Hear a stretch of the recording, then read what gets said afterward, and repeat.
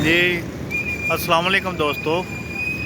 यार मैं ना इत्थे थोड़ा जिहा काम आया सी शहर दिल वाले चौक ते मैनू फ्लैक्सां देख के ना बड़ी खुशी हुई है कि सजाद बाकर डोगर साहब ने, मुर्शद पाक जलाल हैदर साहब ने, रशीद कंबोज साहब ने, छीना साहब ने उपर नाल उन्हां दे थोड़ा नाम नहीं नज़र आ रहा, अब्दुल कदूस साहब, ठीक है, सारे वीर भरा काबिल एहतराम वकला बरादरी। उस तो बाद मेरे कज़न ने कलीमुल्ला भट्टी साहब, राणा सरफराज साहब ने, उन्होंने फ्लैक्स लगी है।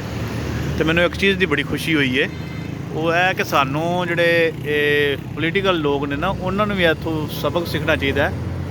सारिया ने अपनी अपनी पब्लिसिटी की, अपनी अपनी फ्लैक्सां लाइया, लेकिन इस तरतीब नाल लाइया ने कि किसी की फ्लैक्स दूसरे को डिस्टर्ब नहीं कर रही।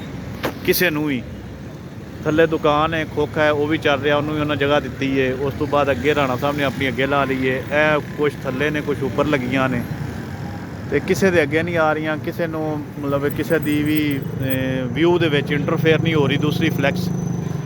तो सियासी लोग हजरात जोड़े ने MP MN साहबान, वो भी कोई इलैक्शन अगर हो जाना है, डेट तो अनाउंस हो गई 8 फरवरी की, कोई बराए मेहरबानी कोई इस किस्म का इंज का काम करो कि बजाय इसके कि तुहाडे वर्कर फ्लैक्सां तो या इश्तिहारां तो या स्टिकरां तो ही लड़ते रहन, ठीक है जी, उन्होंने वास्ते लड़ाई या यहो जी चीज़ ना बनाओ।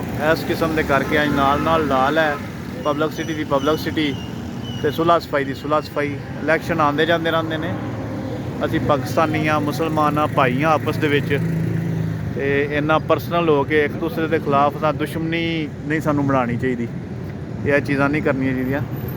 हुण माशाअल्लाह सारे इन्ना अच्छा व्यू आ रहा है, सारिया फ्लैक्सां आसानी नाल पड़ियां जा रही ने, हर किसी का नंबर, हर चीज़, कोई भी किसी को मतलब हाइड नहीं कर रहा, या दूसरी फ्लैक्स जी है दूसरे ते डिस्टर्ब नहीं हो रही, या उनके व्यू के इंटरफेयर नहीं कर रही।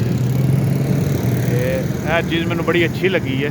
बाकी तुहानू दोस्तों अगर लगी है तो थले कमेंट करके दस दिओ, मैनू अच्छी लगी है। मैं शूट करके मैं कहा चलो सारिਆਂ ਨੂੰ एक पब्लिक मैसेज ही है कि असी एक दूसरे का ख्याल करिए, एक दूसरे का एहसास करिए। रिश्ते खून के नहीं होंगे, रिश्ते एहसास के होंगे ने। यह वो एहसास है जोड़ा नज़र आ रहा। और मैं अक्सर राणा सरफराज साहब और इस टाइम बाकर डोगर साहब दोनों इस टाइम हरीफ ने, लेकिन मैं अक्सर सुबह सुबह कचहरी के मिलद्या, जफ्फी पाद्या, मुसाफा करद्या अक्सर देखना वा, और एक दूसरे की हौसला अफजाई भी करते हैं, एक दूसरे को एप्रीशिएट भी करते हैं, मिलते भी ने, कट्ठे खाते पीते भी ने, कट्ठे चावां भी पी रहे हैं। सानू एक मिसाल कायम करनी चाहिए है हमआहंगी की, यकजहती की और इतिहाद की।